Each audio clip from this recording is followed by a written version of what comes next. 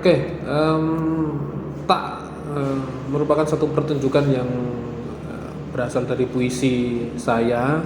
Saya terima kasih banyak pada tim, pada Mas Eko Ompong dan seluruh kru atau pemain yang terlibat dalam pertunjukan ini. Menjadi satu pertunjukan yang megah bagi saya ketika puisi bisa dihadirkan di atas panggung teater ya. Dalam kesempatan kali ini menjadi satu rangkaian dari Teater Lini Masa di Taman Budaya Yogyakarta. Puisi memiliki simbol-simbol, memiliki daya yang tersembunyi, dan panggung pertunjukan tak ini kemudian bisa menampilkan itu simbol-simbol yang saya gagas. Dan itu bisa diterima dengan baik, diterjemahkan dengan baik oleh sutradara, oleh konseptor, oleh seluruh pemain, dan menjadi pertunjukan yang megah dan layak untuk ditonton menurut saya. Saya sebagai yang menuliskan naskah awal yang sebetulnya adalah puisi-puisi yang terpisah dan tidak diniatkan untuk menjadi sebuah pertunjukan, ketika menyaksikan pertunjukan ini benar-benar puas gitu. Dan tentu saja saya tidak terlibat secara langsung di sini, dan saya hanya menyaksikan hasilnya gitu. Sebagai penonton dan melepaskan puisi-puisi saya menjadi milik pemain, dan ya hasilnya keren. Itu untuk pertunjukannya. Kalau untuk puisi-puisinya sebetulnya itu berangkat dari buku antologi puisi pada suatu hari yang mungkin tak sebenarnya terjadi. Buku itu terbit tahun 2020, dan dalam kesempatan kali ini tidak semua puisi yang ada di dalam buku itu kemudian menjadi materi untuk dipentaskan, dan juga selain dari buku itu juga ada beberapa puisi lain gitu yang kemudian dirangkai menjadi pertunjukan ini. Pada dasarnya saya mengulik puisi-puisi atau tema atau gagasan yang berangkat dari sejarah, peristiwa sejarah gitu ya, yang saya pertanyakan, jangan-jangan sejarah itu tidak pernah benar-benar terjadi gitu. Atau yang sampai kepada kita itu adalah kisahnya, ceritanya yang bisa dihadirkan dalam beragam versi gitu. Satu peristiwa bisa hadir dalam beragam versi, prinsipnya seperti itu. Bahkan mungkin ada satu peristiwa yang dalam kenyataan tidak pernah ada, tapi sejarahnya sampai di kita dan terus berulang-ulang cerita itu hadir, bahkan peristiwanya kemudian seakan-akan hadir kembali gitu. Terutama peristiwa perang gitu, atau peristiwa sejarah yang berhubungan dengan politik tentu saja, yang tidak pernah basi dan selalu diulang dan selalu menarik, meskipun kisahnya ajek sebetulnya. Pasti ada yang kalah, ada yang menang. Selalu mengharap hadirnya sesuatu yang lebih baru, yang lebih bagus, yang lebih damai.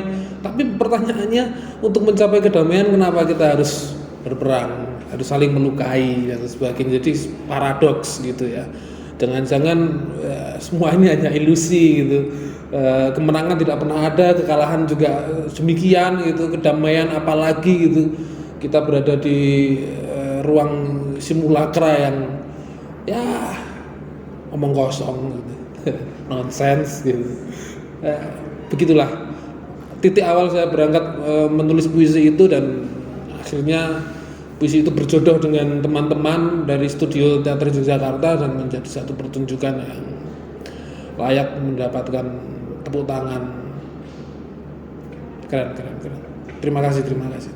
Matur nuwun untuk semua tim yang terlibat dalam pertunjukan teater puisi ini. Matur nuwun.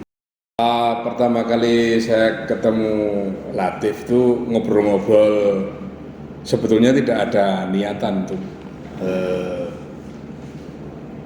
membuat konsep pertunjukan dengan puisi itu. Pertama kali ya ngobrol-ngobrolnya kita tentang nulis buku sih. Lalu kemudian terbersih dalam pikiran saya, karena Latif ini penyair, jadi tukang gawe puisi, bikin puisi ya. Bagaimana jika suatu saat studio teater itu mementaskan puisinya Latif. Karena studio teater pernah pentas dengan basis puisi, tapi itu kan puisi ciptaannya sendiri gitu. Bagaimana kalau pakai puisinya orang lain, yang artinya puisinya ada dulu, terus baru kemudian kita konsep menjadi sebuah pertunjukan gitu. Nah rupanya Mas Latif setuju.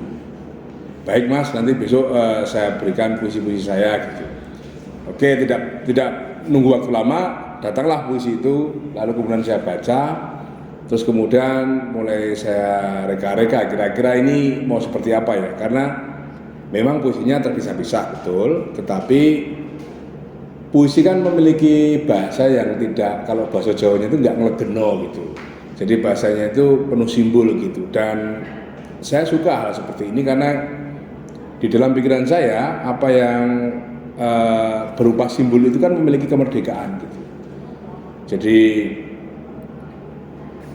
sebagai misalnya sutradara nantinya atau sebagai pemusik nantinya, penata gerak nantinya itu bebas akan mewujudkan simbol dari kata-kata yang ada di bait-bait puisi itu menjadi gerak, menjadi suara atau menjadi komposisi. Karena itu kemudian saya mulai merangkai dari satu puisi ke puisi yang lain, kira-kira simbol yang cocok seperti apa. Jadi tentu saja di sini ada semacam perubahan urutannya. Jadi Mas Latif ngirimnya misalnya puisi dari 1 sampai 10, itu urutannya demikian. Lalu kemudian saya ubah-ubah, saya sesuaikan yang kira-kira simbolnya yang bersama, itu kemudian distrukturkan menjadi konsep pertunjukan gitu. Itu dulu mulanya. Terus dari situ khusus untuk pertunjukan tak ini saya berpikir ada satu hal yang diperlukan untuk menyambung dari rangkaian puisi yang satu ke rangkaian puisi yang lain. Nah disitulah kemudian di konsep ini agak saya tambahi gitu ya, tambahi dialog, tapi sama sekali tidak mengubah puisinya. Saya tambah dialog sebagai jembatan merah untuk ke rangkaian puisi satu ke rangkaian puisi yang lain. Itu konsepnya. Terus kemudian secara mendasar, secara secara artistik lah, saya sendiri suka pertunjukan teater yang warna-warni. Artinya uramu ngomong tok, marai kuping panas, terus kemudian engkau ya njuk lambene meniren kayak ngomong. Nah, saya suka hal yang bermacam-macam, penonton punya banyak pilihan, terus kemudian ceritanya samar-samar gitu, nggak terlalu jelas gitu. Karena kalau prinsip saya sampai hari ini, kalau ceritanya terlalu jelas, ngomongnya terlalu jelas, semua yang disampaikan terlalu jelas itu namanya informasi, bukan kesenian kalau menurut saya loh ini. Jadi bagaimana ya caranya agar nggak jelas? Jadi saya yakin juga bahwa pemain tak ini juga nggak tahu kok maksud ceritanya apa. Dan saya suka yang seperti itu. Untuk apa tahu? Nikmati saja gitu. Kadang-kadang ini seperti halnya kita datang ke satu tempat, ke satu warung, kita makan, kita pesen misalnya nasi sama lauknya, kita makan, kita nggak perlu tanya pada si pemilik warung, Bu, ini bumbunya apa? Ini cara gorengnya gimana? Kan nggak perlu tahu. Kita tinggal nikmati saja. Nah, ini yang saya suka gitu. Bahkan ketika konsep ini saya ceritakan kepada sutradara, saya juga nggak terlalu yakin apakah sutradara juga memahami konsep saya. Tapi kalau garis besarnya oke, pasti dia tahu karena saya ceritakan. Gitu. Nah, sekarang melihat pertunjukan yang sudah berlangsung itu, saya juga kaget. Artinya jadi seperti ini ya. Gitu. Apa yang saya bayangkan itu pasti berbeda dengan bayangan sutradara, dan itu harus. Dan dia nggak boleh sama dengan konsep saya, itu harus. Banyak hal yang saya pikir nanti akan jadi begini, tiba-tiba jadinya seperti ini. Gerakan tari itu semestinya begini dalam bayangan saya, tiba-tiba menjadi ini. Nah ini menurut saya menarik, dan menurut saya bahkan saya pun tidak menduga adegan berikutnya mau disampaikan seperti apa ya. Apakah geraknya akan seperti ini, atau apakah cara ngomongnya seperti ini, dan sebagainya. Ini membuat saya terus terang, jadi dari awal sampai akhir kira-kira menduga habis ini apa, habis ini apa, sampai pertunjukan itu selesai. Nah, itu satu ya. Yang kedua bahwa pertunjukan ini persis seperti yang saya konsepkan, meskipun wujudnya berbeda, tapi intinya menyajikan aneka rupa ekspresi. Ini yang saya suka. Di situ ada nyanyinya, ada nari-nari lucunya, ada nari-nari seriusnya, terus kemudian ada komposisi pemain, ada dialog, kemudian ada aspek visual yang ditonjolkan, ada teknologinya, tadi ada asap-asapnya, saya nggak tahu dibuat dari apa itu, tiba-tiba ada asapnya gitu, itu kan menarik gitu. Jadi istilahnya banyak pilihan lah. Itu, jadi terima kasih untuk teman-teman yang sudah bekerja keras, sutradara, terus kemudian asisten sutradara, penata musik, penata gerak, dan semua saja kru tata panggung yang telah berhasil, menurut saya ini berhasil ya, mengejawantahkan konsep yang saya tulis berdasarkan puisi-puisi dari Mas Latif S. Nugroho. Sekali lagi terima kasih, dan saya pikir proses seperti ini tidak boleh berhenti, harus diteruskan. Karena kalau berhenti ya sudah, artinya kita nggak lagi berkreasi. Gitu. Sekali lagi terima kasih kepada teman-teman Studio Teater Yogyakarta, kepada saudara dan seluruh kru saja yang pemain, kru dan semuanya yang telah memproduksi tak menjadi sebuah pertunjukan yang menarik. Terima kasih.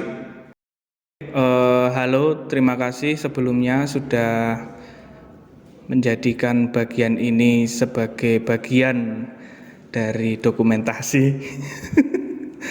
Oke, mau bercerita, coba saya awali dari ini saja ya, dari awal, dari proses ini berlangsung ya. Jadi proses ini berlangsung itu ketika ada open lini masa gitu, ada ya, kita bisa mengajukan proposal di program lini masa Taman Budaya, kemudian kita mengajukan satu konsep, kemudian konsep itu kita beri judul pertunjukan tak, yang berdasarkan dari ini puisinya Mas Latif gitu. Nah, kemudian puisi itu coba kita rangkai, dirangkai oleh Mas Eko sebagai konseptor. Kemudian saya sebagai sutradara untuk menjalankan konsep itu atau merealisasikan konsep itu. Nah, yang menarik itu adalah di konsepnya, karena ini puisi kemudian dijadikan sebagai bentuk pertunjukan teater, tentu ada alih wahana yang menurutku itu sastra kemudian dipanggungkan. Nah, konsepnya ini Mas Eko coba merunut puisi-puisi tersebut kemudian menjadi satu bentuk naskah yang menurutku itu lumayan teknis dan sangat rigid, detail gitu, dan menurutku ini kerja imajinasi. Jadi kalau aku membaca naskah itu kayak Mas Eko tuh kayak punya satu pertunjukan di kepalanya kemudian dituliskan, okay. Terus ini coba aku interpretasikan lagi di dalam bentuk pertunjukan. Nah, ini tugasnya sutradara. Otomatis pasti akan ada satu geseh gitu. Ada satu pergesekan atau perbedaan sudut pandang dari konseptor di sutradara. Tapi ini menurutku juga is okay.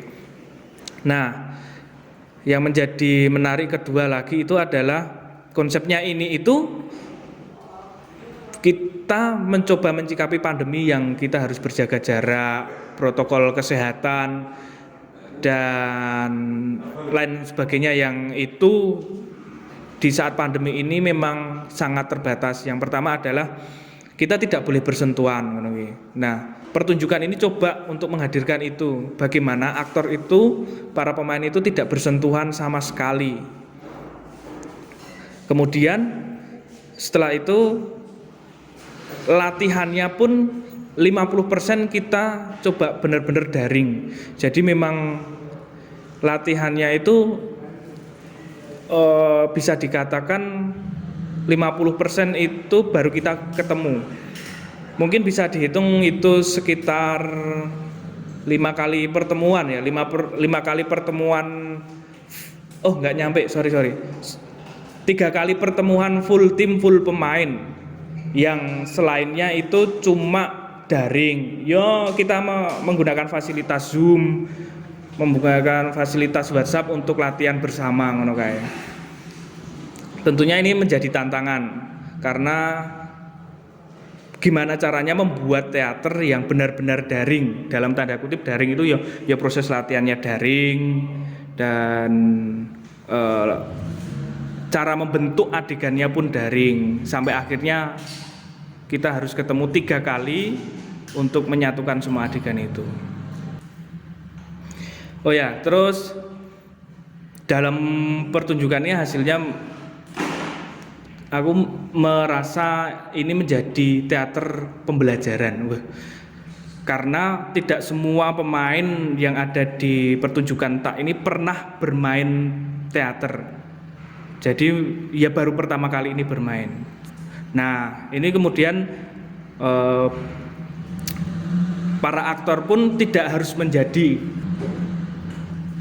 tokoh yang bagaimana naskah itu dibentuk atau dibuat. Tapi memang ini coba untuk melenturkan naskah itu sehingga tokoh-tokoh tersebut tidak harus dibuat. Tapi memang sudah ada di diri masing-masing tokoh. Nah, untuk pertunjukan kali ini menurutku ya sangat memuaskan karena bagiku kok kerja sutradara ini menurutku kok sangat enak sekali karena memang semua lini itu punya porsinya masing-masing. Jadi ketika kita sudah percaya, kita punya tim artistik dewe, musik dewe, terus para penari dewe, penata tari dewe, terus kita memasrahkan semua itu, terus kita tinggal menggadukkan ini kok rasa-rasanya enak. Menurutku ya pertunjukan saat ini berhasil lah, bisa dikatakan berhasil seperti itu.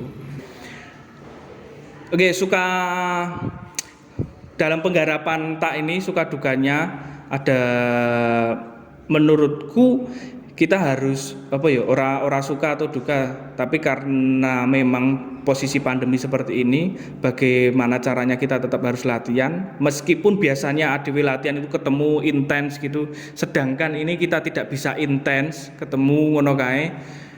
Ya akhirnya kita harus memaklumi ngono ki. Harus piye carane tidak ketemu tapi bisa tetap latihan ngono kae. Nah, itu bukan menjadi duka, tapi menjadi satu bentuk metode baru latihan, yaitu latihan daring ngono kuwi lah. Seperti itu. Nah, mungkin dari pertunjukan ini kita tidak bisa menikmatinya secara kacamata drama gitu. Yang itu kalau kita terframe alur yang linier terus ada sebab akibat, nah itu sangat sulit karena pertunjukan ini lepas dari semua itu, tanpa ada sebab akibat, runtutan emosi, bangunan dramatiknya. Nah, ngono kuwi ra ono ning ngene dan mungkin akan sulit untuk dinikmati bagi teman-teman yang berkacamata drama gitu, berkacamata teater sing drama bercerita runtut ngono kae. Jadi menurutku ya wajar-wajar saja ketika teman-teman nanti akan sedikit mungkin kebingungan untuk mencerna keseluruhan pertunjukan ini seperti itu. Apa? Menjadi wacana dan ya. Dengan channel itu soal itu drama. Oh ya, oke. Nah, mungkin bentuk-bentuk seperti ini akan menjadi mungkin akan menjadi warna baru atau akan menjadi bentuk pertunjukan baru yang itu memang tidak linear, tidak menggunakan sebab akibat sebagai proses atau sebagai bentuk pertunjukannya, seperti itu. Jadi ya jangan berharap bagi teman-teman yang dramais atau pecinta drama atau cerita yang beralur ngono kae akan bisa menikmati dengan nyaman pertunjukan ini. Karena nanti lihat sendiri pertunjukannya akan seperti itu. Itu sih. Ya semoga ini menjadi bentuk atau warna baru, mungkin warna baru di rangkaian lini masa ini. Ya, mungkin itu saja. Terima kasih teman-teman yang sudah terlibat dari semuanya, pemain, para kru, tim artistik, penata lighting, penata busana, penata make up, penata musik. Aku rasa ini proses yang sangat sinkron sekali, sangat mengasihkan. Kita bisa satu gitu, satu padu. Semua punya pegang kendali masing-masing, terus kemudian kita rangkai menjadi satu pertunjukan ini. Menurutku salut banget lah aku. Kemudian ini menjadi pelajaran juga bagi saya bagaimana menyutradarai dengan apa ya, dengan satu runtutan naskah yang sudah dibuat itu yang sedemikian rupa, yang itu sangat detail sekali, seperti itu. Oke, mantap. Tetap berkarya terus untuk Studio Teater Yogyakarta dan Bros Yogyakarta. Wah, keren, mantap. I love you. Oke, terima kasih teman-teman atas segala upaya yang dipersembahkan untuk lini masa yang keempat. Saya sangat puas sekali dengan kerja teman-teman, sangat menarik sekali, dan terima kasih untuk artistik Bros Jogja yang sangat solid, dan semoga ini adalah bukan proyek terakhir, tapi kita terus berkarya. Dan yang paling pokok dalam berkarya, kita selalu bahagia. Boleh kita tegang emosi, tapi kita selalu senang dan bahagia. Terima kasih. Saya mewakili Bros dan Studio Teater Yogyakarta. Terus berkarya dan selalu bahagia.